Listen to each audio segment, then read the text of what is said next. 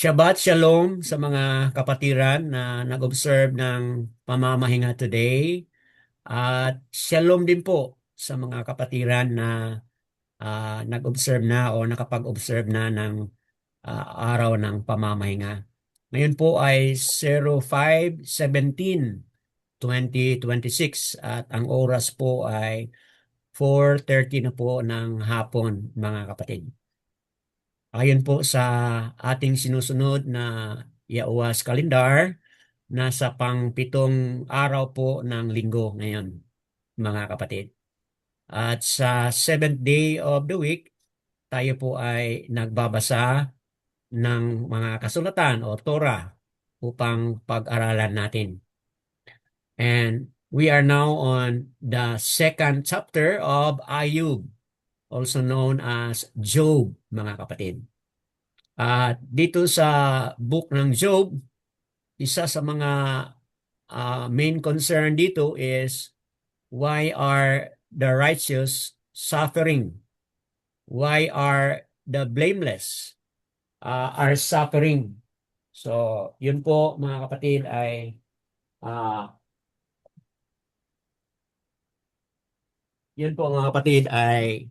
uh, major question dito sa book of Ayub, in which boils down to the story of Ayub, na kahit siya ay taong righteous, perfect, blameless, ngunit siya ay nag-suffer, mga kapatid. Sa chapter 1, na discuss na po natin yung unang pagsubok, the first test. Ngayon po, sa chapter 2, ito na nga po yung pangalawang test, mga kapatid. So, having said this short information, focus po tayo ngayon sa pagtingin o pagbasa sa chapter 2 with Sister Azara Bacheo. Go ahead po, Sister. Shabbat Shalom po. Yes. Our reading is from Job chapter 2 verses 1 to 13. Again, the day came to be that the sons of Elohim came to present themselves before Yahuwah, and Hasatan also came among them to present himself before Yahuwah. And Yahuwah said to Hasatan, "From where do you come?" And Hasatan answered Yahuwah and said, "From diligently searching in the earth, and from walking up and down in it." And Yahuwah said to Hasatan, "Have you considered my servant Job, that there is none like him on the earth, a perfect and straight man, one who reveres Elohim and turns aside from evil? And still he holds fast to his integrity, although you incited me against him to destroy him without cause." And Hasatan answered Jehu and said, "Skin for skin, and all that a man has he would give for his life. But stretch out your hand, please, and strike his bone and his flesh, if he would not curse you to your face." And Jehu said to Hasatan, "See, he is in your hand, only spare his life." And Hasatan went out from the presence of Yahuwah and smote Job with loathsome sores from the sole of his foot to the crown of his head. And he took a potsherd with which to scrape himself while he sat in the midst of the ashes. And his wife said to him, "Do you still hold fast your integrity? Curse Elohim and die." But he said to her, "You speak as one of the foolish women speaks. Indeed, should we accept good from Elohim and not accept evil?" In all this, Job did not sin with his lips. And three of the friends of Job heard of all this evil that came on him, and each one came from his own place: Eliphaz the Temanite, and Bildad the Shuhite, and Shofar the Naamathite. And they met together to come to sympathize with him and to comfort him. And they lifted up their eyes from a distance and did not recognize him. And they lifted their voices and wept. And each one tore his robe and sprinkled dust on his head toward the Shamayim. Then they sat down with him on the ground, 7 days and 7 nights, and no one spoke a word to him, for they saw that the pain was very great. Hallelujah. Hallelujah. Mga kapatid, salamat po, Sister Asara, sa pagkabasa dito sa kwento ni Ayub. Ah, chapter 2. Nasa chapter 2 na po tayo, mga kapatid. The same also with chapter 1 na nagkaroon ng pagtipon-tipon doon sa Shamayam. At for the second time, pumunta rin si Hasatan, mga kapatid, doon sa Shamayam. At nagkaroon po siya ng pangalawang ah, request o pangalawang presentation. Kasi failure si Hasatan doon sa unang test na ginawa niya. Akala niya magtagumpay siya that uh, not that if if Hasatan will uh, remove things that are important to his life, that Ayub or Job will curse Abayaoa. But Hasatan failed. Kahit nakuha ng lahat ng kanyang mga livestock, yung kanyang including sa kanyang 10 mga anak. Still, Ayub did not curse, mga kapatid. But instead, Barak, Yahuwah. Yun po yung nangyari sa chapter 1, mga kapatid. And all of this, Ayub did not commit sin. Ngayon po, mga kapatid, mayroong pangalawang presentation o request si Hasatan, mga kapatid. At ganoon din po yung statement ni Abba, have you considered my servant Ayub, that there is none like him on Haaretz, a perfect and straight man, one who reveres Alua o Aluayam, and turns aside from evil, and still he holds fast to his integrity, although you incited me against him to destroy him without cause. Yun po yung speech or declaration ni Abba Yahuwah sa harapan ni Hasatan, mga kapatid. And Hasatan answered kay Abba Yahuwah and said, skin for skin, and all that a man has, he would give for his life. So take note na ang declaration ni Abba is kahit naman anong nangyari kay Ayub, still hold fast to his integrity. Hinawakan pa rin niya yung integridad ng kanyang buhay at hindi siya nayanig. Yun po yung declaration ni Abba Yahuwah sa harapan ni Hasatan. But Hasatan, mga kapatid, nagkaroon siya ng panibagong plea o panibagong request, mga kapatid. Sabi niya, skin for skin, and all that a man has, he would give for his life. Okay? So, ano ibig sabihin ng skin for skin? Di ba? Kung tingnan mo, yung skin ay nasa ibabaw lang, nasa top, mga kapatid, yung skin. So, ibig sabihin noon, skin for skin, ang ibig sabihin noon is yung lahat na nawala sa kanya. Okay, ano po yun? Yung mga livestock, yung mga properties, yung wealth, kumbaga, and children, mga kapatid. Those refers to skin for skin. Okay? At dahil skin for skin ang nawala sa kanya, okay, ano ang mangyari? All that a man has, he would give for his life. Okay? May naiwan pa man ang sa kanyang buhay. Okay, may naiwan pa sa kanyang buhay. So, yun ang analysis ni Hasatan. Ang kinuha ay ang skin for skin lang. So kaya may natitira pa. Okay?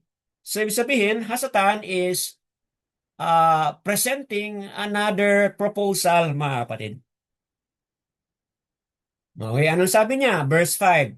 But stretch out your hand, please, and strike his bones and his flesh, if he would not curse you to your face. So nakuha rin yung mga kapatid? Skin for skin is talaga yung nasa top portion lang ng katawan. But if you touch deeper than skin, okay, yun na yung point dito ni Hasatan. That includes yung bones. That includes yung laman, mga kapatid. Then, ano yung sabi ni Hasatan? Sabi niya, sabi niya, uh, if he would not curse you to the face. So, mga kapatid, kung tingnan natin itong karakteristik talaga ni Hasatan, talagang akma or tukma or angkop rather doon sa sinabi ni Yahusha sa Yaokanan 10 verse 10. The thief comes to ano po, steal and kill. So talaga hasatan wala tayong makukuha na something good mula sa kanya, mga kapatid. Kaya lang, ang dami pa ring mga taong na deceive at ano po, naibenta ang kanilang mga kaluluwa, mga kapatid. Dami pong mga sikat na mga tao, artista man o Hollywood personality or sino ba mga kapatid na alam natin na daming mga tao na kahit pa man ganun, still they sold their soul, their entire being to Hasatan already, mga kapatid. But take note, mula dito sa dalawang test, wala tala tayong makukuhang good, mga kapatid. It is always something that would make us curse or something that would make us turn away from Abba Yahuwah. Yun ang pinaka-objective niya, mga kapatid. Sirain tayo at iiwan natin si Abba o talikuran natin si Abba, mga kapatid. So, that being said, ito po ay merong malaking mensahe sa bawat isa sa atin. Yung ating commitments, yung ating loyalty, dapat palakasin pa natin, mga kapatid. Kasi alam na natin na yun pala ang intensyon ni Hasatan. Lagi. To do something, maghahasik ng lagim, to do something in order for us to turn away from Abba, curse Abba, mga kapatid, at hindi na tayo magpatuloy na manambahan kay Abba Yahuwah. Yun po lagi ang kanyang objective, mga kapatid. Okay? Ano pong sabi ni Abba dito? And Yahuwah said to Hasatan, see, he is in your hand. Only spare his life, mga kapatid. So, anong makukuha natin dito? Again, yung ating pinag-usapan sa nakaraan, that indeed, Abba Yahuwah is what? Sovereign. Above all, mga kapatid. Walang mangyari sa tao na hindi alam ni Abba or na hindi pahintulot ni Abba, mga kapatid. Look at that. Yes, He is in your hand. Pinahintulot ni Abba. Kung ano yung gusto mong gawin, bones to bones or flesh to flesh, yun man ang gusto mong gawin. But sabi niya, spare His life. Yan po, mga kapatid. Makukuha natin na kahit ano pa man ka-evil ang intention ni Hasatan, manaig pa rin ang goodness ni Abba. Yadayawa, mga kapatid. Manaig pa rin ang awa at habag at ang kapangyarihan ni Abba, mga kapatid. So, yan po. as we continue, kung i-summarize po natin ang verses 1 to 6, yan po yung challenge na nangyari doon sa Shamayam, mga kapatid. At sa challenge na yan, makikita natin na may panibagong pagsubok na darating kay Ayub, mga kapatid. And again, dito sa verse 6 na ating napaliwanag na it is the most difficult sorrow that would come to a life of a person, mga kapatid, whenever the mercy of death is denied. That is the ultimate test of faith, mga kapatid. So, kung tinan mo yan, yun ang the most difficult. Bakit po the most difficult sorrow sa buhay is because even the mercy of death is denied. O, di ba, mga kapatid? Kapag may pagsubok man at in the midst sa pagsubok at mawala na ang kanyang buhay, di ba? That is also what, mga kapatid? Also a form of showing mercy. Kasi, bakit po? Kasi instead na ma-lengthen pa yung paghihirap o yung pain, di ba, mga kapatid? Mas-shorten na kapag tuluyan ng mawala ang isang tao, mga kapatid, na naghihirap. Kaya may mga pamilya na kapag kitang-kita na nila ang kanilang mga mahal sa buhay na siguro ilang taon na naghirap, nagdusa dahil sa kanilang sakit. Di ba? Minsan, mga kapatid, may mga mahal sa buhay na manalangin sila. Kung kalooban niyo po, it's okay for us na kunin mo na siya para hindi natatagal yung kanyang pagdurusa, ang kanyang pain. At dito, mga kapatid, yun na nga ang isang bagay na masasabi natin na death is denied. And when death is denied, maaring yan ang pinaka-ultimate test, mga kapatid. But again, dahil si Aba ang makapangyarihan sa lahat, siya pa rin ang may rason. Siya pa rin ang may dahilan. Whether yung tao ay patuloy pang mabuhay o whether ang tao ay kailangan ng magpahinga, mga kapatid. So kung hindi man niya i-allow na magpahinga ang tao or mag-end ang kanyang buhay, ibig sabihin meron pa siyang, meron pa siyang purpose. Meron pang nais ni Aba na ipakita sa tao kung ano yung kanyang future, mga kapatid. Katulad nito, ngayon, parang nasa dead end tayo at wala tayong makukuha na comfort.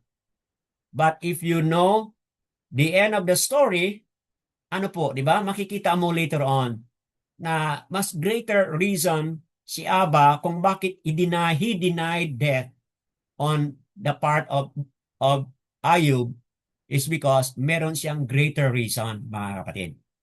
So yun po, kung ang death man ay pinahintulot or ang death man ay denied, mga kapatid, si Aba lang lahat ang nakakaalam at may dahilan sa lahat. Di ba, mga kapatid?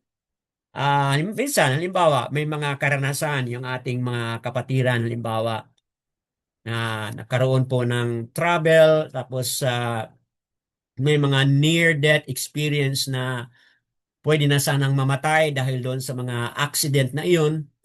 Pero bakit na-spare pa ni Aba? Bakit hindi pa sila namatay? Bakit they were denied with death? It's because, yun na nga, may purpose pa si Aba Yahuwah. But for those na death was allowed, si Aba pa rin ang nakakaalam, mga kapatid. Okay? Si Aba pa rin ang nakakaalam. Minsan, may magtatanong, bakit namatay yung bata? Batang-bata pa niya. Sana ito na lang o siya na lang kasi mas matanda na. O, di ba, mga kapatid? We never know kung yung bata na yon, kung siya man ay patuloy pang mabuhay, we never know kung ano yung kanyang ang mahinahanatnan o ang resulta ng kanyang buhay. Baka maging worse siya na maging masama o whatever that is. We never know. But Abba Yahuwah knows. Kung ialaw man niya na mabuhay, ma-spare mula sa kamatayan because that purpose is good and wonderful for that person. So also with Ayub, mga kapatid. So, ayan, moving on tayo. Yun po ang ating summary sa verses 1 to 6. Now, 7 to 10, ito po yung ating summary. Ayub, affliction, and confession. Okay? Look at verses 7 to 10, mga kapatid. So, nangyari, Hasatan, after siya nagbigay ng proposal, umalis siya mula sa presensya ni Aba, at yun, anong ginawa ni Hasatan? Hasatan went out from the presence of Yahuwah and smote Ayub with loathsome sores from the sole of his foot to the crown of his head. Okay? So, ganun po ang tindi ng hirap ni Ayub, mga kapatid. Hasatan inflicted Ayub with sores mula sa kanyang sole, sa kanyang feet, doon sa kanyang ulo, mga kapatid. Sores are spreading all over the body. Grabe, mga kapatid, no? Ang hirap, ang sakit.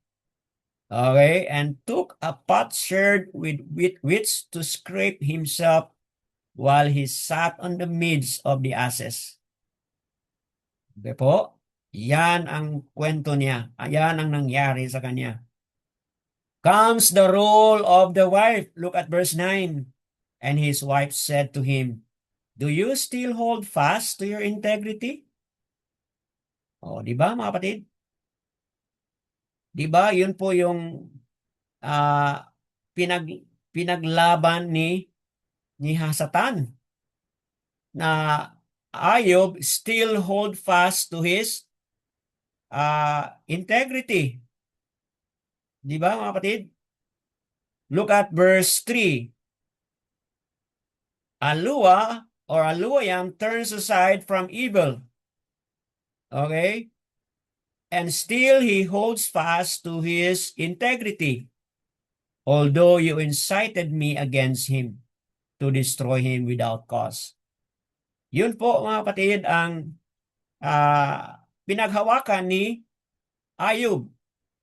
Hold fast to his integrity. Now, dito, lumabas mismo sa bibig ng kaniyang asawa. Do you still hold fast to your integrity? Curse Alua or curse Aluayam and die. Oh, yan po. Oh, kanino nanggaling yung idea na yun, mga kapatid? Bakit nasabi sa asawa ni Hasatan? Kanino nanggaling yung idea na yun, mga kapatid? Yung idea na yun ay nanggagaling kay Hasatan. Kasi sa verse 3, mga kapatid, yun po ang pinaghawakan ni Ayub kahit paman sa nangyari sa kanya, but still hold fast, mga kapatid.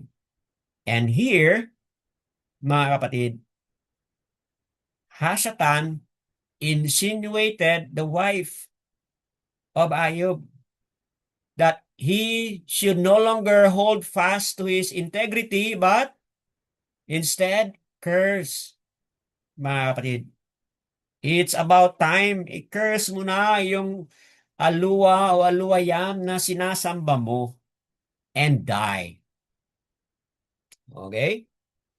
Now, if you are on the shoes of Ayub, mga kapatid, di ba, anong maramdaman mo? In that deepest and darkest moment sa buhay ng isang husband, ano dapat ang gagawin ng asawa? Di ba, mga kapatid? Di ba sana ang asawa nandoon ay para maging ano po? What should be the function of the wife sana sa panahon na yan, mga kapatid? Support, O, comfort, yun po, pray. dapat ang gagawin, ang role, ang function ng asawa, lalo na sa darkest and the most difficult time sa kanyang partner, mga kapatid. To comfort, to pray, to lift up, to encourage. Pero ano nangyari dito? The exact opposite, mga kapatid. Okay? The exact opposite ang nangyari. Curse, aluwa or aluayam, and die.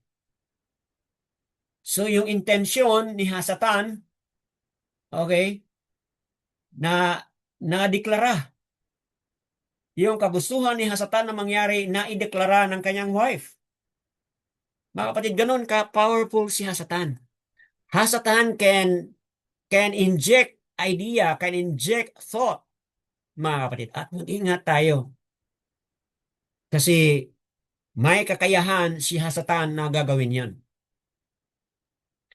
Yung Book of Yashar, mga kapatid, no? O Jasher, meron tayong marami tayong mga kwento diyan na yung si Abraham ay dadalhin na niya si Yasakak doon sa bundok upang i-offer siya doon. Along the way, merong ganun na mga conversation si Hasatan, mga kapatid, na hindi marinig ni Abraham, pero si Hasatan nakipag-usap kay Yasakak, na sinasabi ni Hasatan, huwag kang maniwala sa ama mo na matanda na yan. Walang pag-iisip yan, walang kabuluhan yung kanyang iniisip. Okay? So, ayun mga kapatid, may kakayahan si Hasatan na maghasik ng mga ideas, opinion sa ating isipan, mga kapatid. And later on, napansin ni Abraham, kaya he rebuked Hasatan, mga kapatid. So, yun po, maraming beses doon sa Book of Yashar o Jashar, mga kapatid, na kung saan Hasatan ay nakipag-usap directly kay Yisakak para si Yisakak ay mag-disobey na, mag-go against na sa plan ni Abraham na siya ay i-offer, mga kapatid. So, yan po. Dito, I believe, ganun din po ang nangyari sa wife ni Ayub. Na yung words na binitawan niya, ayun po ay nanggagaling kay Hasatan, mga kapatid. Moving on. Sa verse 10, but he said to her, Ayub said, no? You speak as one of the foolish woman speaks. Indeed, should we accept good from Alua or Aluayam and not accept evil? In all this, Ayub did not sin with his lips. Oh, nanotice yung mga kapatid, for the second time, hindi pa rin nagkamali si Ayub o si Job sa kanyang mga pananalita. Kahit paman, super hirap na ang kanyang pinagdaanan. Dito, physically, bones and flesh, he has been attacked, mga kapatid. Pero, hindi natinag. Okay? Hindi natinag si Ayub. Shall we only accept good from Alua o Aluayam and not evil? So, basic concept yun, mga kapatid, na Si Aba ang pinaka super highest sa lahat. So kung ano man yung pinahintulot niya, he knows, mga kapatid. He knows what he is doing. Kumbaga, Aba Yahuwah's right ruling is always right, mga kapatid. Okay po? So, yan ang ating summary verses 7 to 10, mga kapatid. Sa confession ni Ayub, hindi siya nagkamali, mga kapatid. Okay? But instead, Ayub rebuked his wife and warned that what he said is a statement of a woman, mga kapatid. Yan po, summary ng verses 7 to 10. Ngayon, ang last summary is verses 11 to 13, mga kapatid. At ano pong nangyari dito sa 11 to 13? Dumating ang mga kaibigan ni Job, ni Ayub, mga kapatid. Okay? Ayub's comforters. Okay? Came to show sympathy and mourn with him. Okay po? Yun po ang nangyari, mga kapatid. Look at that. Okay, sa ating nabasa na kanina. Okay? Verse 11, nandyan yung kanyang tatlong mga kaibigan at kung saan silang lugar nang galing, mga kapatid. Okay? Eliphaz, halimbawa, saan po siya nanggaling? Si Eliphaz. Galing po siya sa Temanite. At ano itong Temanite? Kung basahin mo yung Berashiat o Genesis 36 verse 11 and verse 15, Temanite or Timan, mga kapatid, ay bahagi po yan ng City of Edom. Okay? Pangalawang kaibigan ay si Bildad. Si Bildad ay galing siya po saan? Suhakite. Okay? At ito si Suha o Suhakite, isa po ito sa mga anak ni Abraham mula sa kaniyang pangalawang asawa na si Ketura. Chapter 25 verse 2, mga kapatid. Kasi namatay man si Sarah, di ba mga kapatid? Nung namatay si Sarah, nag-asawa muli si Abraham at nagkaroon siya ng anak. At ito si Bildad ay nanggaling po doon sa lugar na kung saan doon ang isa sa mga anak ni Abraham mula kay Ketura, mga kapatid. At ito naman po si Sofar, saan po ito galing si Sofar, okay? Galing po ito siya sa Naamatite. Okay? Naamatite or Naama. At saan itong galing ito si Sofar from Naama o Naamatite? Itong Naama o Naamatite, mga kapatid, ito po yung lugar kung saan si Cain ay nakatira. Ang mga descendants ni Cain nakatira po dito sa Naama o Naamatite. Genesis 4 verse 22, mga kapatid. So, look at that. Itong tatlong mga lugar, they are coming from different places at different lineages o different people na kung saan matrace up pa mula sa panahon ni Abraham, mga kapatid. And even mula pa sa time ni Cain. So, ganon ka-significant ito si Ayub, mga kapatid.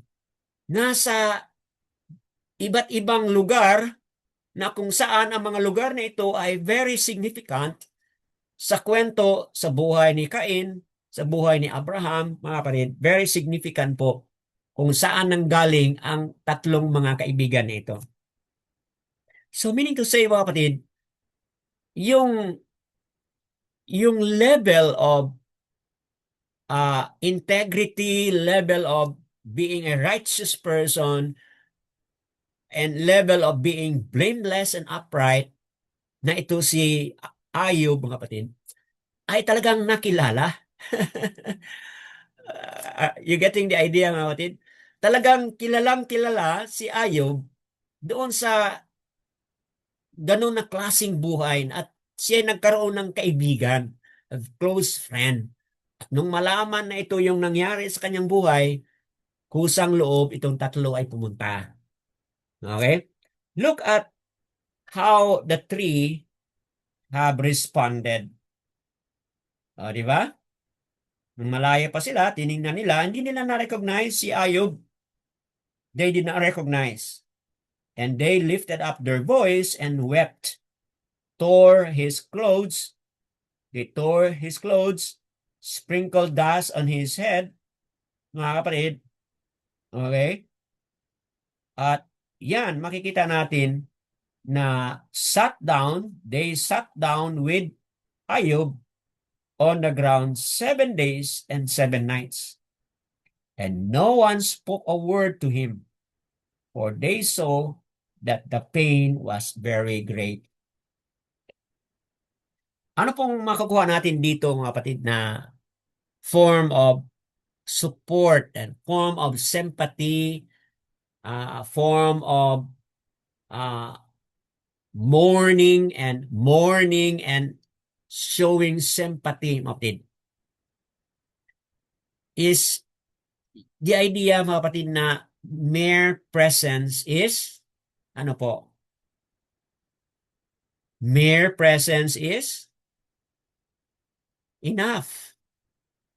Kapag ikaw po ay pupunta sa kilala o very close friend whom a loved one passed away, mga kapatid, kahit ang pagpunta mo doon, kahit wala po kayong sasabihin, do not say any word, just be there without saying anything, but your presence ay enough, is more than enough.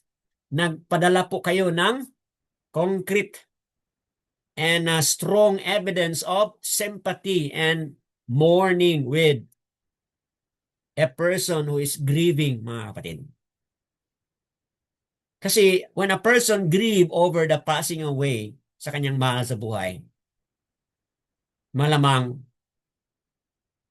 nasa disillusionment siya or hindi niya matanggap o malamang hindi siya gustong magsalita. Depende po sa tao how they process the grieving, mga kapatid. May mga tao naman na when they begin to talk, parang maramdaman nila na ma-release o ma-relieve sila. But yung iba naman na hindi pa sila handang magsalita, mas maganda na you are there and don't say anything. No, di ba? Kasi hindi mo alam kung ano yung pinagdaanan, na ano yung hirap at ang sakit na meron ang tao na binibisita mo, mga kapatid. Hindi mo alam. You don't fully know the extent of the pain na pinagdaanan ng tao na binibisita mo. So, when you visit, mere presence is enough. Don't say any word, or if you wish to say any word, be few. Be few, kapatid. Be selected, mga kapatid.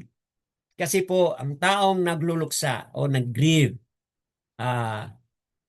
maaring mabigyan siya ng mas ample time to be quiet in order to process the pain, mga kapatid, that the person is going on. So, yun po, hanggang dito muna, magtahimik muna ako, mga kapatid. At bigyan ko po kayo ng panahon na kayo din po ay makapagbahagi. What are your thoughts?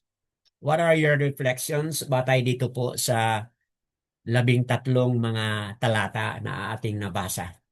Anyone would like to share? Please unmute lang po and share, mga kapatid. Shabbat Shalom, dumating si Brother Dimitrio. Kindly unmute and then share ano po ang inyong mga saloobin, mga kapatid. Who will be the first one to share?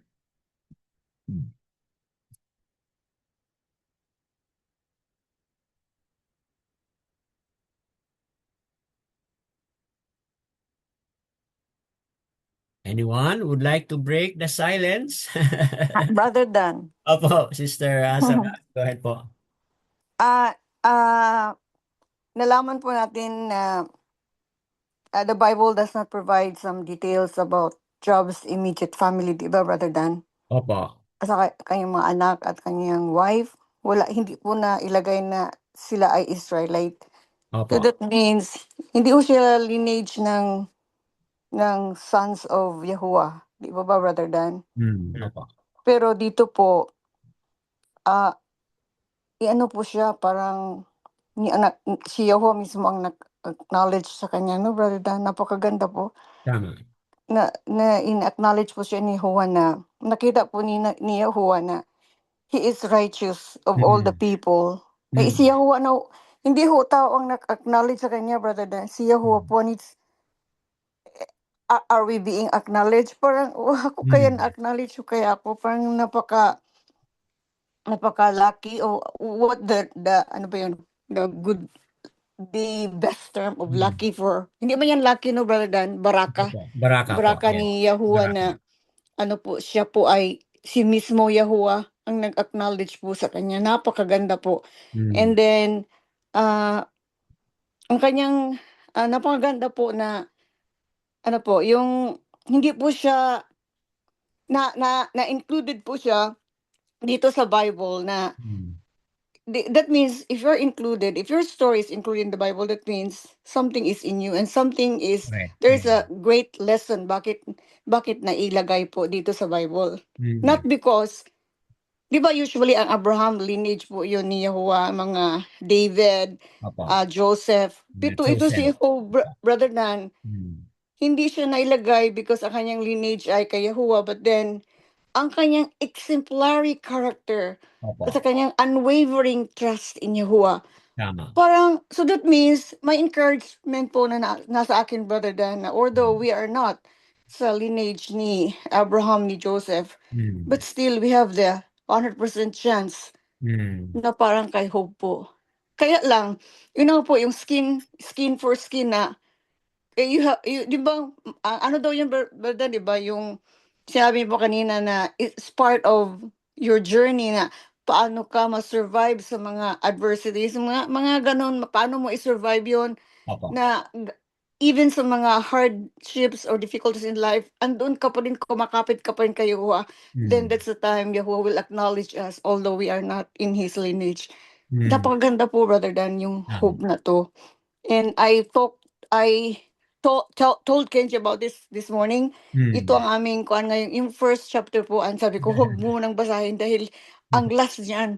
Kasi patay asawa, di ba brother, mga anak. Opo. But in the end, napakaganda po yung ibinigay ni Yehova sa kanya, di ba brother? Dan sabi ko, Tama. saka sandali, ha? Kasi when he was in the Baptist church, it was not mentioned to him, brother Dan, because the Mm. Baptist church told him only the New Testament, Mm. the writings of Paul, brother Dan. Kaya Oh. wala talagang puro Luka. Yung ba sa writings ni Paul, doon sila naka-focus. Hindi ho sila naka-focus sa, kasi wala ho siyang alam nito, brother Dan. So he Mm. was, may ganun pala, na ganung tao na everything, di ba? Sinabi ko sa niya, di ba ang tao, brother Dan, kunti lang, Mm. inaano na, biblame na, si Yahuwah. Bakit si Yahuwah? Naglilingkod naman ako. Usually yun ang mga inaano ng tao. Mm. But here makita po natin na hindi ho yun ginawa ni Hope na on the first place, he did not encounter Yahuwah. Di ba, Brother Dan? Mm. Kanya lang trust sa unseen. Hindi ho niya kita si Yahuwah, but he Mm. trusted him. Correct. Yung ganun ka, yung ganun ka, napaka huge faith ho ba na Mm. nga maano natin, Brother Dan? We can also be Hope Mm. kung, yun na nga, kung yung faith natin ay continuous po. Ilang po, Brother Dan? Yes. Yada Yowa, mga kapatid. Totoo yun, no? Na hope is outside the line of Abraham, mga kapatid. Kaya lang, very exemplary, no? Napaka good model, good example. And that's really, I agree, sister, na it is a message of hope sa atin na oo, wala tayong bloodline. Although ang iba naniniwala na mga Pilipino meron, but wala tayong 100% assurance na talagang meron tayong bloodline. But kung wala man, meron pa rin tayong hope na magiging isa sa kanyang uh, committed, loyal believer, mga kapatid. So, wow, what a message to all of us. Lalo na tayong mga Pilipino, mga kapatid. So, praises kay Abba Yaowa. Yeah, Yaowa po. Continue po. Anyone else would like to follow up, share, and okay, unmute lang po, mga kapatid, if you have something to add. Yes, brother Yazar Yao, ready na po kayo? Go ahead po, Brad. Shalom po sa lahat, ano po. Yes. All we know po in the first place na when we talk about the story or life story of Jacob ay pagdating po kay ano talaga Ayub, it's a very unique and sabihin natin nothing in comparison with, kasi merong kakaiba siyang meron sa buhay niya na wala doon sa ibang mga patriarchs o yung mga chosen people ni Abba, na even up to this time or siguro from past to present up to future, Opo. lalo na sa buhay po ng tao ay hindi po maiaalis o hindi po mabubura-bura sa kasulatan o kahit po sa realidad ng buhay na pagdating po sa usaping pagsubok, pagdating po sa usapin na sabihin po natin na yung pinaka masakit na antas na nararanasan ng tao, hindi lang po physical, ano po, marahil torture din siya sa emotions and hindi lang po sa physical kasi as we all know the story, hindi lang po talaga sa sakit din ang kanyang natatanggap, kung hindi even the support of his own family ay tinuturuan pa nga siya. Na napapansin niyo po dun sa asawa niya, ay tinuturuan pa siya na ano, itatwa mo na or sumpain mo na yung aluwa mo. Hindi ka pa rin ba ano bibitaw sa pananampalataya o sa pananalig mo sa aluwa mo, no? Look at yourself, look what happened to your life now. So pero hindi siya natinag doon kasi Tama. ang kanyang pananampalataya ay rooted, grounded, and anchored with the very word of Yah, na alam niya kung sino ang may akda at may-ari ng kanyang buhay, at alam din niya sa sarili na niya kung yun ang kalooban ni Abba, then so be it. Tanggap niya kung ano po ang mangyayari sa kanya, pero hindi niya sinusukuan kung ano man yung kalalagayan niya sa pagkakataon na yan. Kaya po even sa kanyang mga kaibigan, ang kanyang pamilya mismo, at sa mga tao na humahanga at nag-acknowledge po kung sino po siya at ang kanyang pamilya, ay talagang ano po yun, marahil siguro kung sa ating pong kapanahonan nangyari po yun, nagti-trending po itong buhay ni Jacob, ano po. Kasi yun sabi ni kapatid, no? Talagang kakaiba ang kanyang pananampalataya na meron po siya at ang kanyang buhay, sapagkat hanggang sa pinaka mababa at pinaka masakit na bahagi at parte ng kanyang buhay ay hindi niya isinuko ang kanyang pananampalataya, ang kanyang pananalig kay Abba, na alam niya kung Opo. ano yung kahulugan ng buhay, na nung sinabi niya sa kanyang asawa na ah, magpasalamat lang ba tayo kung Oh. sa kabutihan lang ba lagi ang nais nating ipagpapasalamat at hindi Hmm. natin ipagpasalamat din ang kung ano man mga pangit at hindi magandang nangyayari sa atin. So alam niya alam niya what is the real and true meaning of life.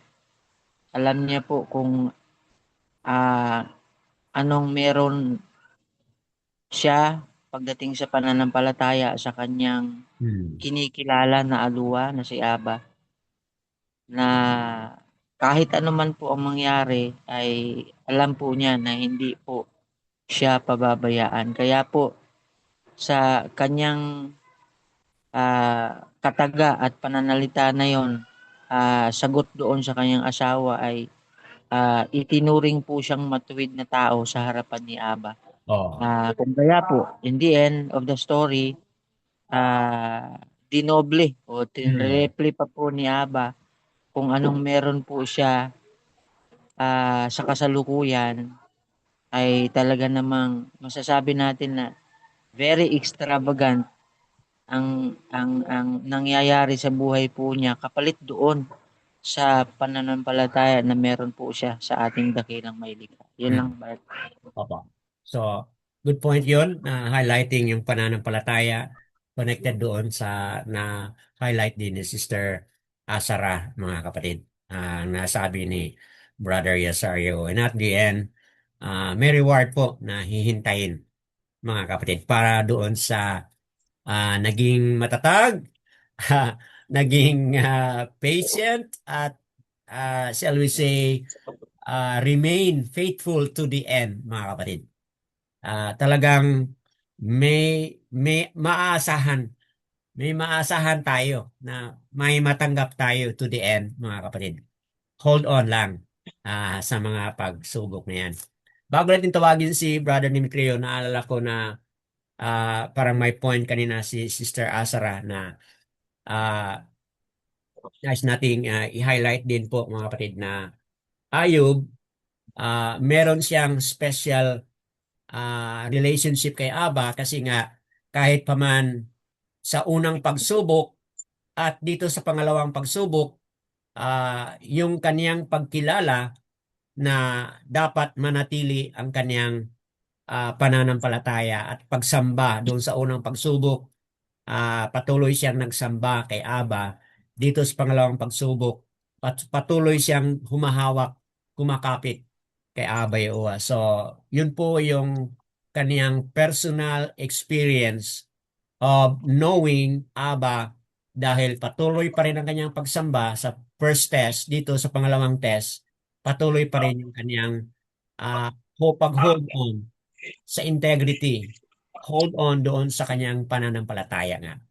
All esteem and praises kay Abba Yahuwah, connecting all of this shared mula kay Sister Asara at Brother Yasario. Let's welcome Brother Dimitriyo. Ano po ang inyong mga saloobin o mga punto dito sa kwento ni Ayub o Job?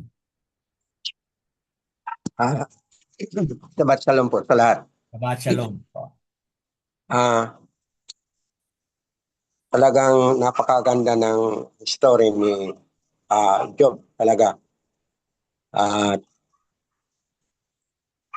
Noon pa, noon pa ng doon pa ako sa Trinity, Christianity, isa ito na pinagdiskasan sa isang malaking gathering. Kasi sa discussion, sabi ng isang grupo, hindi sila payag, hindi nila gusto yung nangyari kay Job.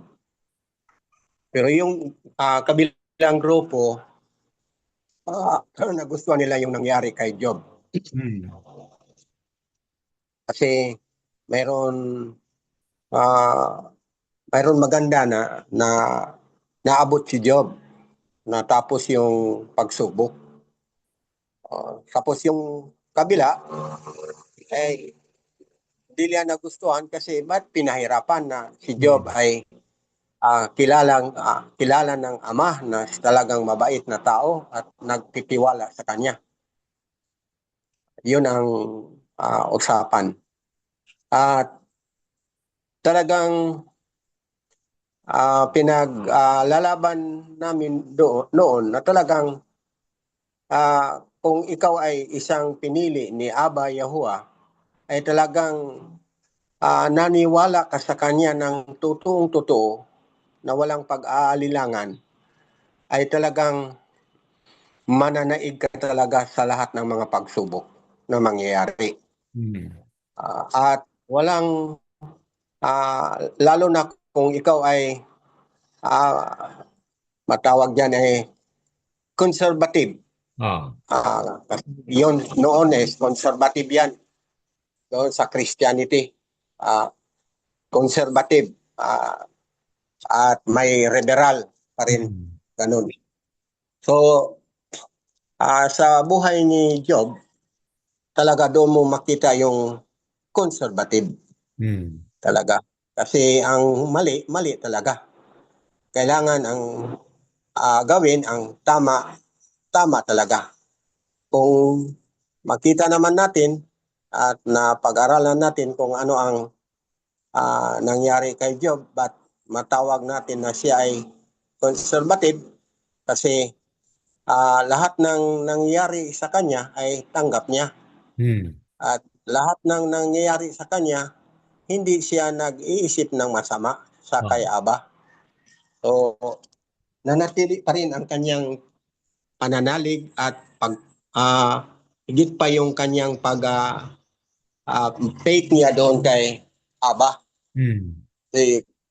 Kasi ang nagustuhan ko talaga sa buhay ni Job at dapat na rin sa ating buhay ngayon ay talagang kung ano ang mangyayari sa buhay natin at katulad ng buhay ni Job ay talagang yung prayer ni Job na talagang hindi man siya nag-prayer ng ayusin at pagalingin siya. Hindi. Ang prayer niya doon is thanks, pasasalamat sa lahat. So, kaya nga, kung noon pa, dapat daw ang pasasalamatan, yun lang mga mabubuti. Pero yung mga masasamang nangyari, hindi. Kaya, ang sabi ko, so, kung ganyan ang buhay natin, tatanggap lang tayo ng maganda, magpasasalamat, pero kung mga sakit o mga problem o mga ano dyan, hindi tayo makapuri kay Aba Yahuwah, ay talagang hindi tayo katulad ni Job. Kasi yun ang sinabi doon sa scripture na talagang dapat gawin ng isang tao, isang pinili ni Aba Yahuwah na mapasalamat talaga sa lahat ng nangyari, maganda man o hindi. So talagang ang pinaka-the best dyan, talaga na prayer ni Job ay ang pasasalamat. Kaya nga, ang tanong sa iba, noon pa yun, sa ngayon hindi na.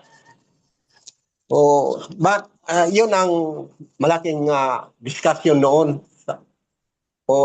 At saka ngayon, maraming magtatanong, nangyari pa ba yun ngayon? Para sa akin, nangyayari nga doon noon at mangyayari din ngayon. Sa buhay natin. Kung tayo ay maniniwala at mananalig talaga kay Aba Yahuwah, dadaan tayo talaga sa lahat ng mga pagsubok. Kung bibitaw tayo, ibig sabihin, hindi tayo katulad ni Job. Pero kung patuloy tayo, kahit mahirap, kahit mayroong mga sakit, kahit mahirap ng buhay, ay patuloy pa rin. So, ang buhay natin ay katulad ng buhay ni Job. At natawa ko noon kasi may nangyari sa amin, talagang totoo na nangyari. Kasi driver man ako ng motor, tapos nadisgrasya ako sa motor, nakasagasa ako ng isang motor at tapos malaking damage yung nangyari. Talagang ako, sabi ng mga tao, sama ko sa church at kasama ko sa mga organization,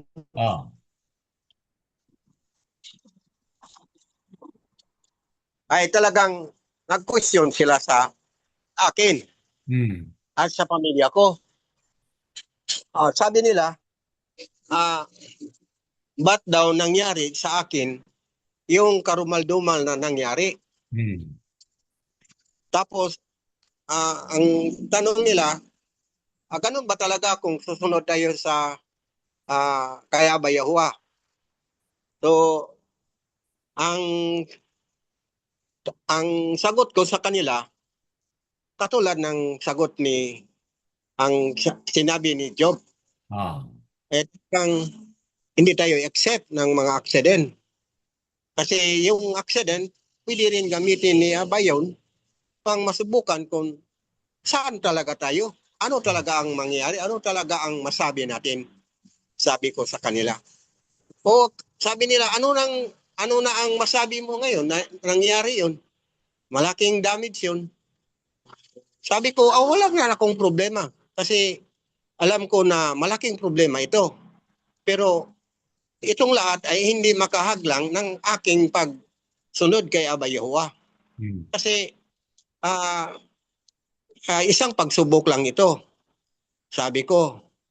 At lalo na sa mga anak ko, sa asawa ko, ay palaging nilait ng mga tao, ng mga kasamahan, na hindi pala maganda kung palagi tayong magsimba, palagi tayong mag-prayer, palagi tayong mag-worship, palagi tayong maniniwala kay Aba Yahuwah. Kasi yung nangyari sa inyo, talagang sa amin tingin parang hindi na kayong darating sa ganyan na problem. So, ang sabi ko lang sa kanila, itong lahat na nangyari sa amin, tanggap na tanggap ko. At ng linggo talaga, kasi Sunday school teacher man ako, sabi ko, nagpasasalamat talaga ako kay Aba Yahuwah na nangyari ang lahat na nangyari. Short lang, pagdating ng malaking hamon, kasi sabi ng mga tao, talagang malaking perang mawawala sa iyo dahil diyan sa nangyari, kabaliktaran sa kanilang sinasabi. Kasi ang sinasabi nilang wala ka na, maubos na yung lupa mo, yung pera mo, yung baka mo, yung lahat. Kasi mayaman yung nasagasaan mo. Hindi naman ako sa kanila. Lahat ng kanilang binabato sa akin, hindi ko binatuhan sila ng masama. Tinanggap ko lahat. Kasi sabi ko, yung lahat na sinabi ninyo, kasama na yun sa pagsubok na nangyari sa amin ngayon. Kung kami ba ay bibitaw, o kami ba ay lalayo, o kami ba ay gagawa ng masama dahil hindi maganda itong nangyari sa amin. Pero sabi ko, kahit ganyan pa man ang nangyari, talagang lahat ng narinig namin ay para sa amin, parang hangin lang yun na lumalabas na narinig namin, lalabas sa kabilang tainga namin. Kasi alam namin kung ano ang kalagayan namin, alam namin na hindi kami pababayaan ng ating Aba Yahuwah. At talagang mayroon talagang magandang nangyari. Kasi yung ini-expect ng mga kapatid ko, i-expect ng mga kamag-anak namin dito, ay talagang hindi na masama, hindi na talaga maganda ang mangyayari sa amin noon. Pero kabaliktaran talaga. Oh. Kasi hindi kami pinabayad ng tao na nasagasaan namin kahit maliit. Wala kaming nagastos sa kanila. Wow. So, yun ang sabi ko sa kanila. Kung hindi pa namin pinuri si Aba Yahuwah sa lahat na nangyari, siguro ang tao na yan ay hindi hinipon ni Aba Yahuwah yung kanilang puso. Na sila ay pusang nagsabi, pumunta doon sa police station na hindi na kami mag-argabyado sa nangyari. Kasi talagang malaki talagang nangyari na talaga, ang sabi ng mayaman. At doon na-prove ko sa kanila na talagang maganda ang nahadatnan ng lahat ng nangyayari sa amin. Oh. Kasi kung sa tao lang, para lang sa amin, ay talaga hindi namin gusto na mangyari. Pero ano pang magawa mo, nangyari na. Adi, tanggapin. Tanggapin na lang na iyon ay nangyari. Kahit yung mga anak ko, asawa ko, sinabihan ko, huwag kayong magbato ng mga salitang masama kasi hindi yun gusto ni Aba Yahuwah. Ang dapat natin gawin, pasalamatan natin si Aba Yahuwah dahil nangyari ito sa atin, may matalagang magandang plano si Aba Yahuwah sa atin. So, ang ibig kong sabihin para sa atin ngayon, nangyari noon, mangyari pa rin ngayon sa buhay natin. Hindi na tayo kasi mayroon tayong pattern. Ang pattern natin ay kung sa noon pa si Job, talaga. Ang pattern natin yan, siya ang buhi na ebidensya na ang taong magpakumbaba sa harapan ni Aba Yahuwah at tatanggap ng lahat ng mga mangyayari na masama, ay talagang tuwang-tuwa si Aba Yahuwah. Talaga, yun talaga ang kanyang katuwaan sa isang tao na kanyang pinili na naniwala sa kanya, na talagang mapasalamat talaga kayo, magpuri talaga kay Aba Yahuwah sa lahat ng nangyari. Kasi yun man talaga ang gusto ni Aba Yahuwah. At talagang yung nangyari na yun talaga, nakasabi ko sa sarili ko ay talagang napakaganda at maraming nagawa si Aba Yahuwah na talagang maganda sa buhay namin. At doon, nalaman ng mga tao sa paligid namin, sa mga kasama namin, sa aking mga anak, ay talagang totoo ang lahat ng mangyayari sa buhay natin. Pag mangyari, sabi ko sa inyo ito, kasi nangyari sa akin ngayon, at wala kayong ibang gawin, magpakumbaba at magpasalamat kay Aba Yahuwah. Kasi iyon ang gusto ni Aba Yahuwah. May sakit kayo, huwag kayong magsisi kay Aba, ba't may sakit ako na naniniwala naman ako sa kanya? Ang gawin, pasasalamat talaga kay Aba. May mga hamon sa buhay, may mga pag-aapi, at mayroon mga kaguluhan na darating, at mga sakuna, mga kahirapan, ay para sa atin na mga Yahuwah believer, ay ito ay isang maganda para sa atin. Hindi masama, maganda ito sa atin. Kasi dito, pag malampasan natin itong malaking pagsubok, ay talagang malaking biyaya na matatanggap natin. Kasi yun ang nangyari kay Job. Hindi natin masabi na mali si Job, mali si Aba Yahuwah.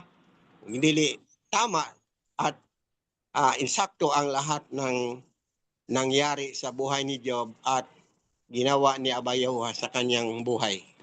So, yun lang talaga ang masasabi ko na sana sa panahon natin ngayon, magulo ang mundo Oh. at hindi tayo matakot, hindi tayo mag-complain Tama. sa gobyerno natin. Ano nang ginawa ng gobyerno natin?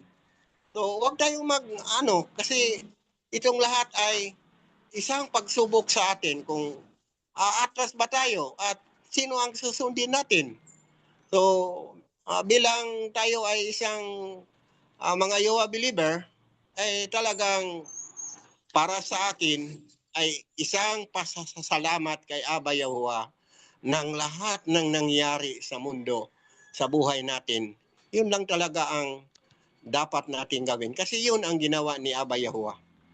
At kung mangyari man sa atin yun kasi buhay pa tayo, at parang hinahanda na ni Aba Yahuwah ang buhay natin. Kasi tinuruan tayo ngayon at pinaalaala kung sa akin, nadaan-daanan ko na ito. At ito ay isang paalala na hindi pa tapos kasi buhay pa ako. Maliban lang sa misis ko kasi yung misis ko noon, sabi niya, nang nag-asawa kami, talagang wala siyang sakit. Nang bigla lang siyang sumakit, mga 65 ang edad. 60 ang edad. Sabi ng misis ko, anong ba ito ang sakit ko? May kagalingan pa ba ito? Ano ang gamot nito? Sabi niya sa akin. Ang sagot ko sa kanya, ito lang. Sabi ko, ma, pag hindi umalis yung sakit sa katawan mo at kung hindi ka pagalingin ni Aba Yahuwah, ay yun ang paraan na ikaw ay mag-rest. At kung mag-rest ka na o kung mamatay ka na lahat ng mga sakit mo ay wala na.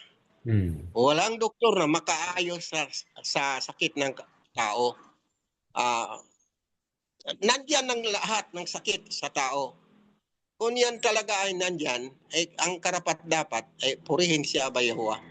Kasi kung yan ang paraan na tayo ay mag-rest, tayo ay mamamatay, wala na tayong problema. Tapos na ang sakit, tapos na ang problema, tapos na ang mga kahirapan sa mundo. Kasi daraan tayo talaga ng mga mahirap, daraan tayo ng mga sakit, daraan tayo ng mga problem at ibang-iba na maranasan natin sa buhay natin ngayon. Yun lang masabi ko, Brother Dan. Yada Yahuwah.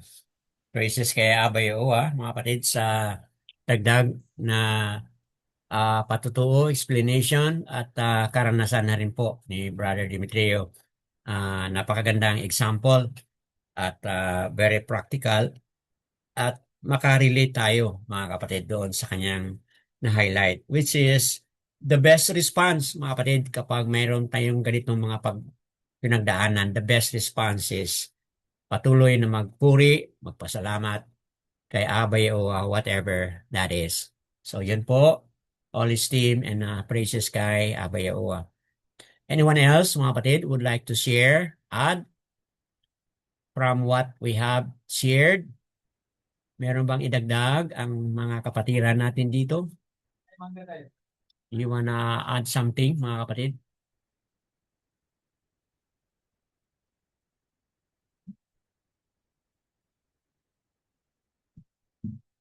Okay, unmute lang po if you have something to add.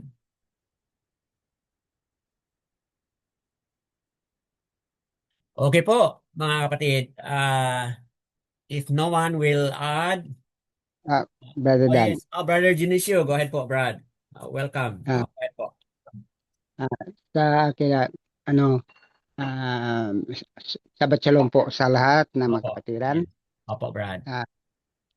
At sa akin, Brother Dan, sa tingin ko po ay ganda yung sinasabi ni Brother Demetrio na talagang sa anumang bagay tayo ay magpapasalamat kay Abay Yahuwah dahil po siya ang makapangyarihan at saka siya rin ang dahil po sa kanyang ano pag sumang-ayon sa ah, ask ni ah, Hasatan, Opo. no? Ah, kahit naman ah, makaano kay ah, Job, maging kahirapan sa kay Job, pero ah, alam niya na yung kay hindi man kay Hasatan, so Hmm. huwag lang kunin ang buhay. So ibig sabihin na uh, Abayawa has tolerated to Hasatan to make anything else that he want to.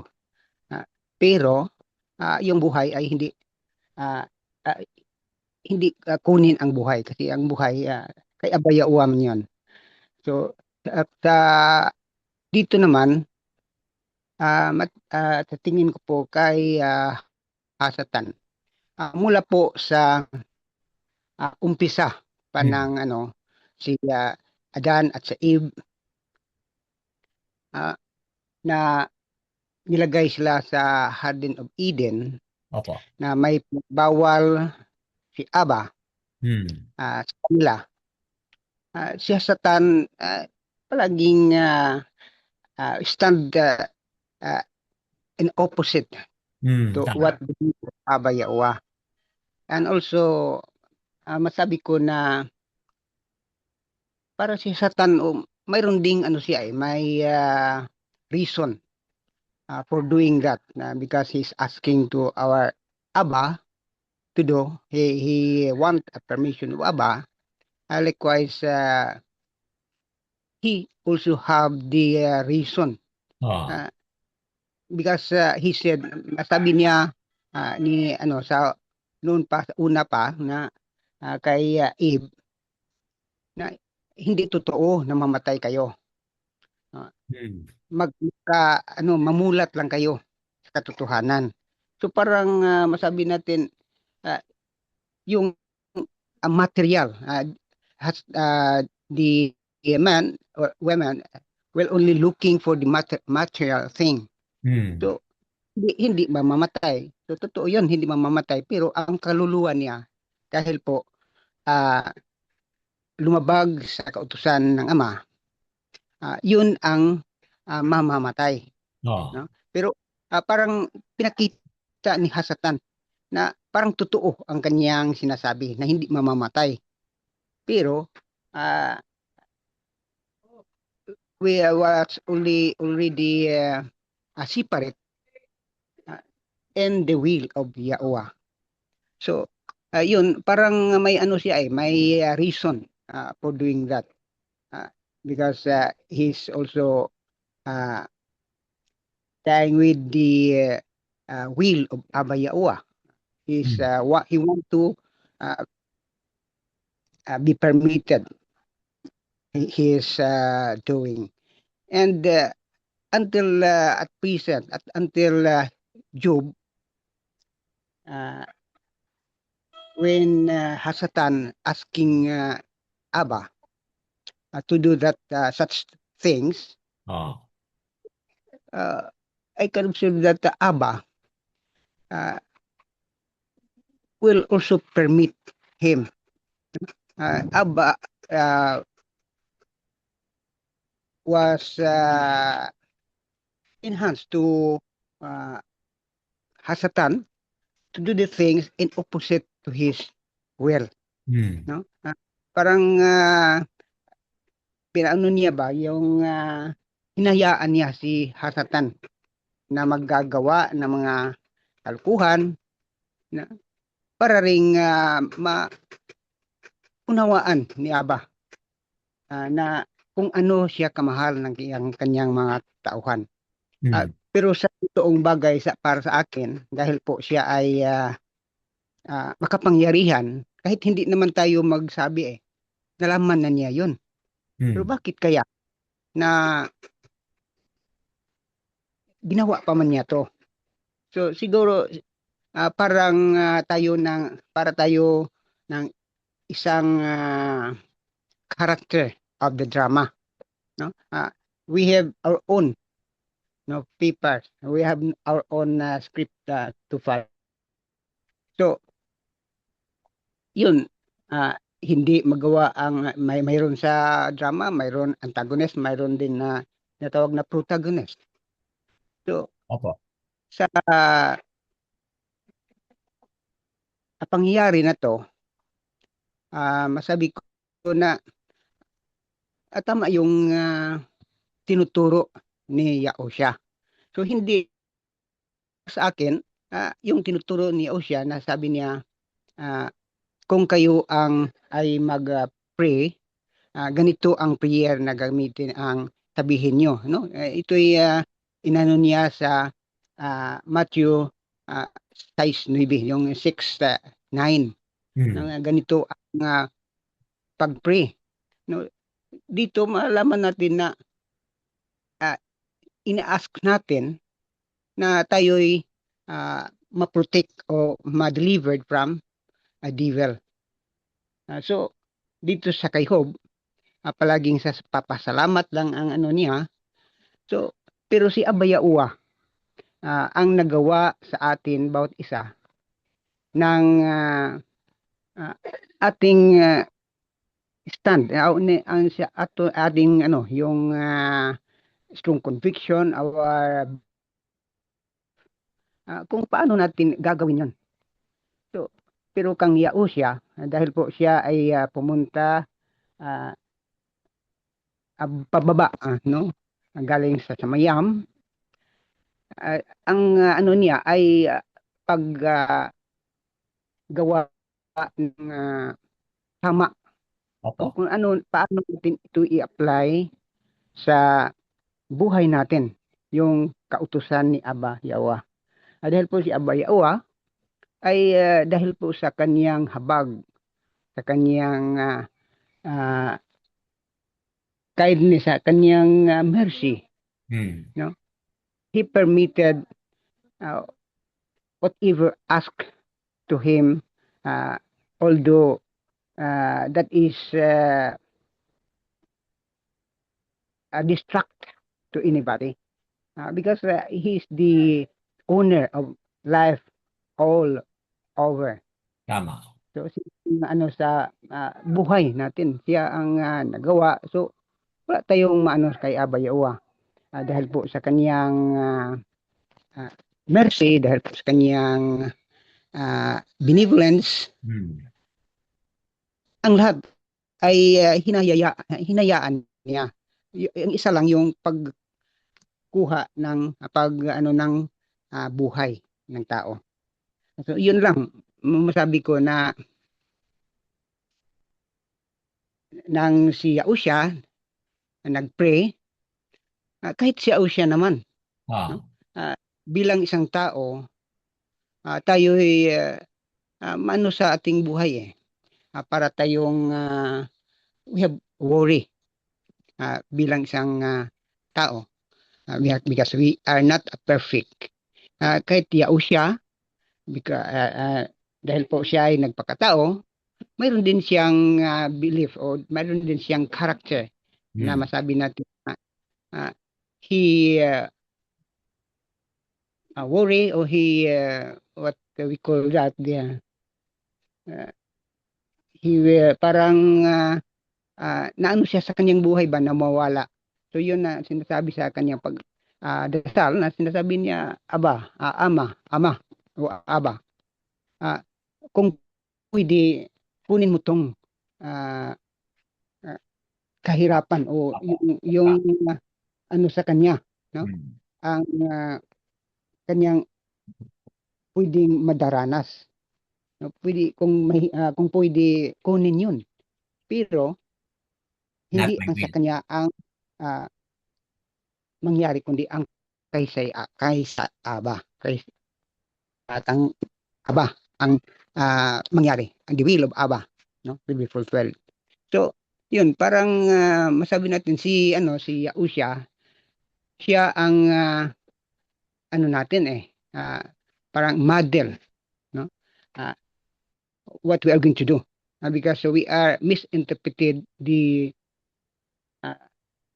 Surah of Abba Yahuwah. Opo.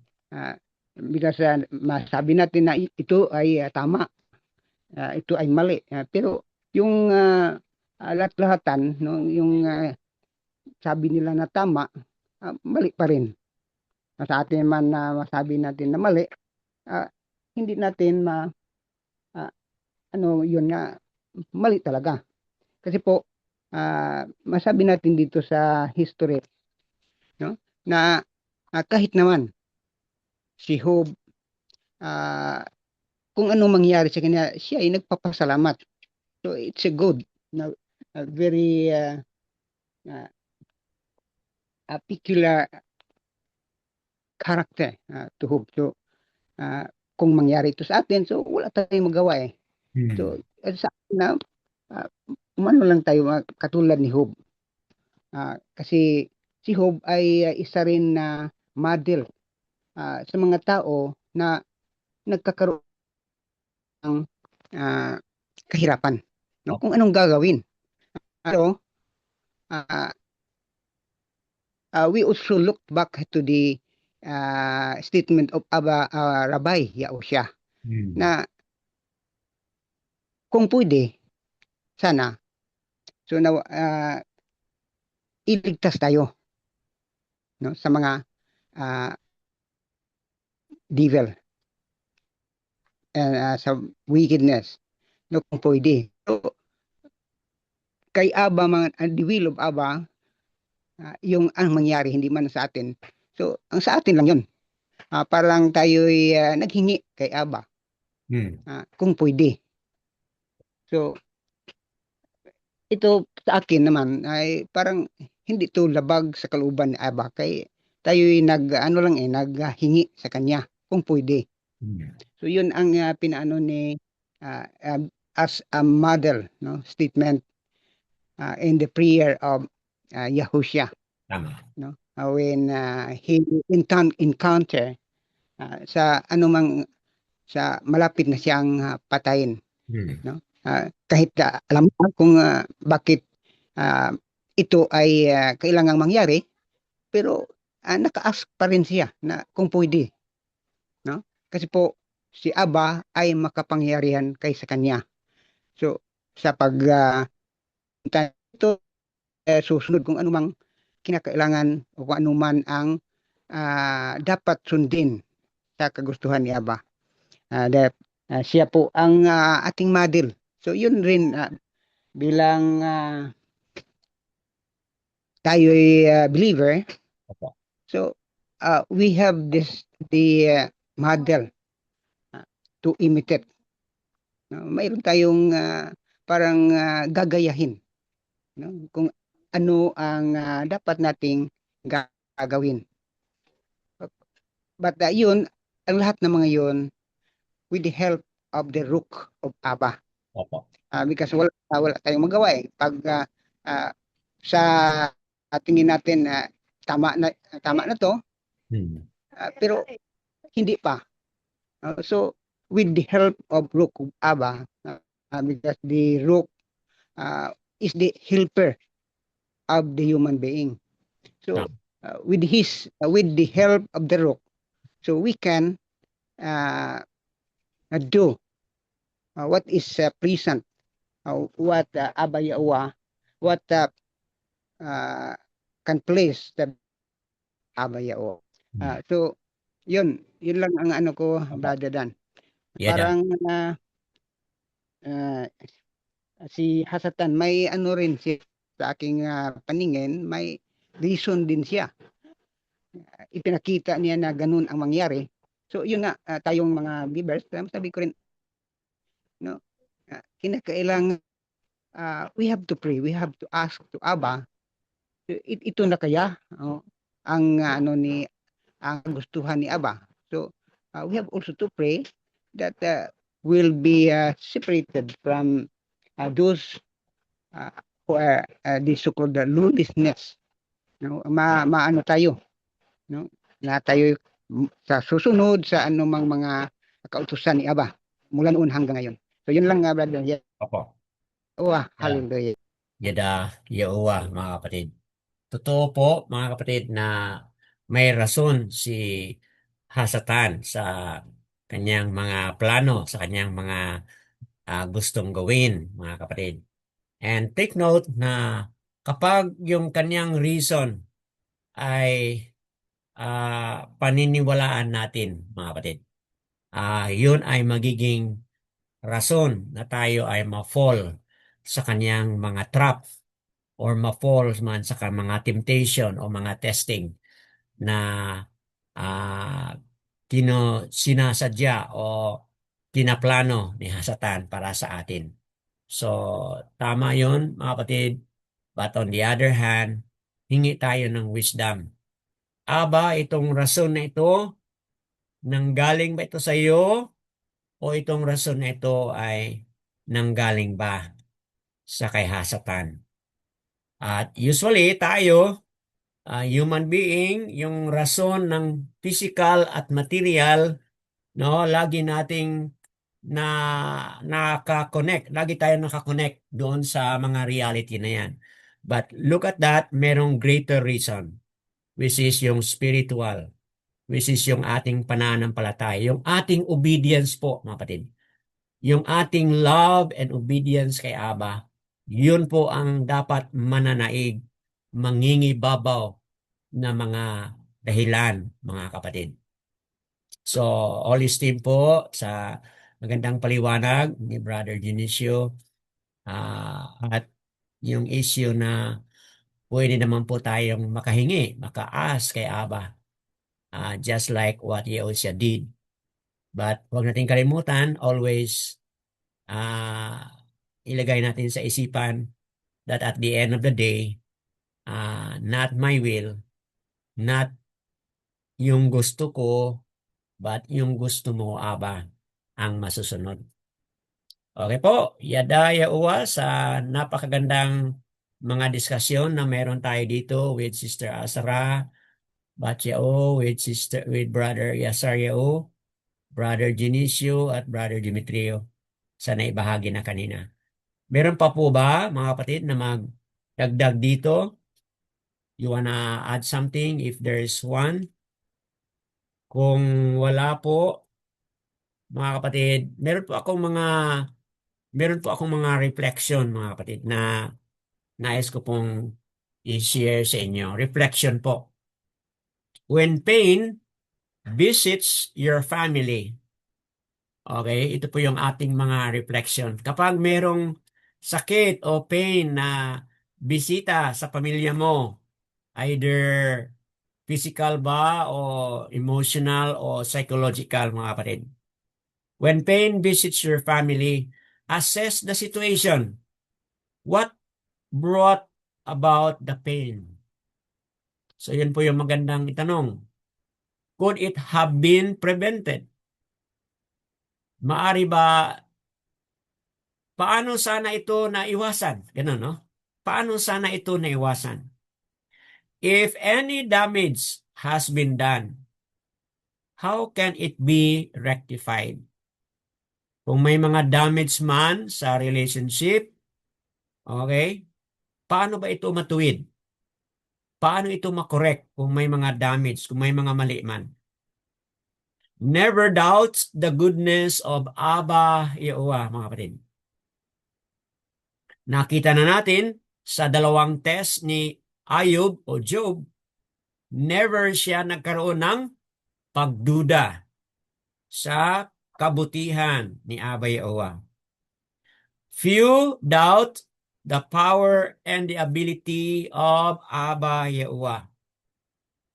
Only few na may duda sa ability and power ni Abba Yehovah. Take note, mga kapatid.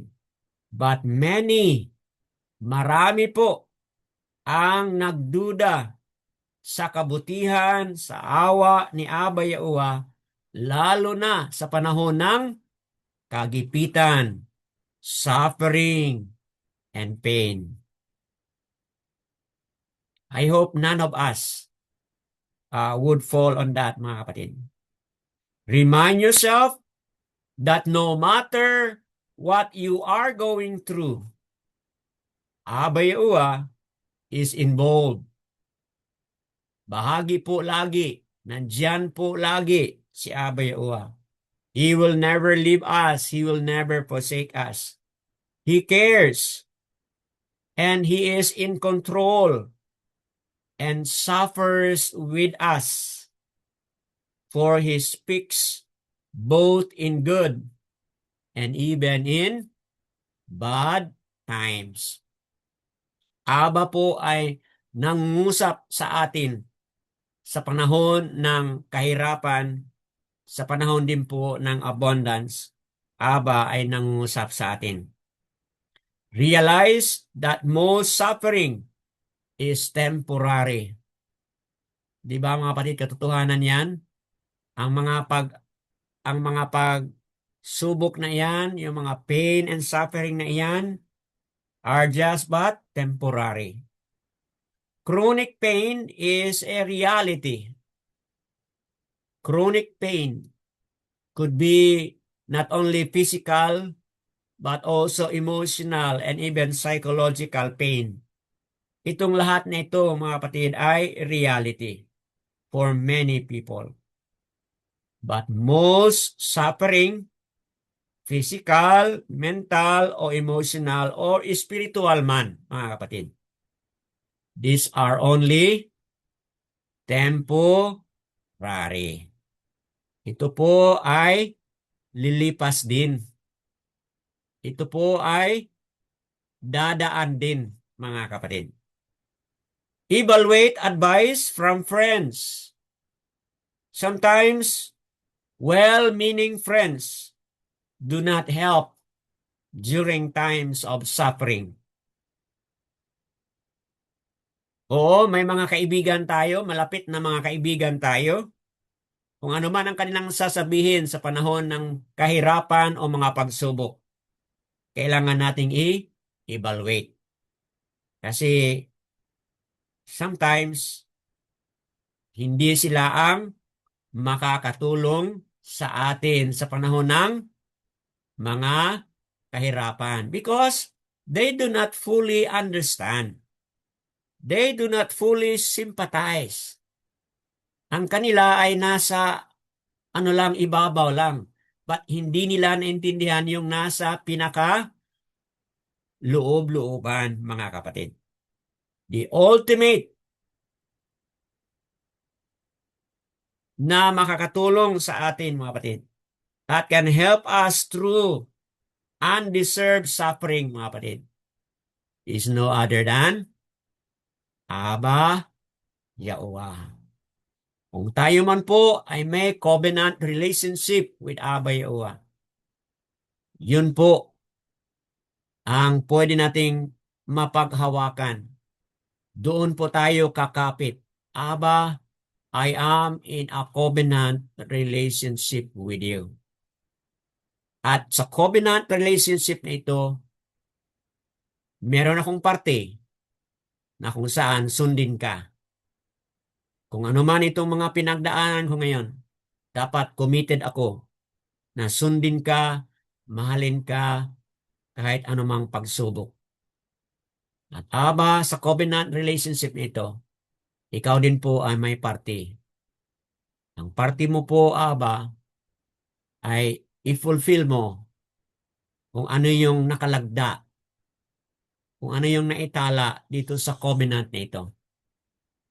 Which is baraka sa mga mag-obey sa Kanya at ano po, curse doon sa mga mag-disobey sa Kanya. Yun po mga kapatid, ang ating mga reflection tuwing may mga suffering, tuwing may mga pain na darating sa ating buhay. Nawa ang chapter 2 na ito ay naging baraka sa bawat isa sa atin at lalo na sa mga kapatiran na narito at kayo rin po sa mga kapatiran na manunood o makikinig man sa Republish. Yun lang po, kung wala nang magdagdag, mga kapatid, kung wala na, kung meron pa, please let me know kung meron pang magdagdag. So, kung wala na po, mga kapatid, all esteem and all praises kay Aba Yahuwah. Yada Yahuwah, Basyam Yahusha. Alalu Yahuwah.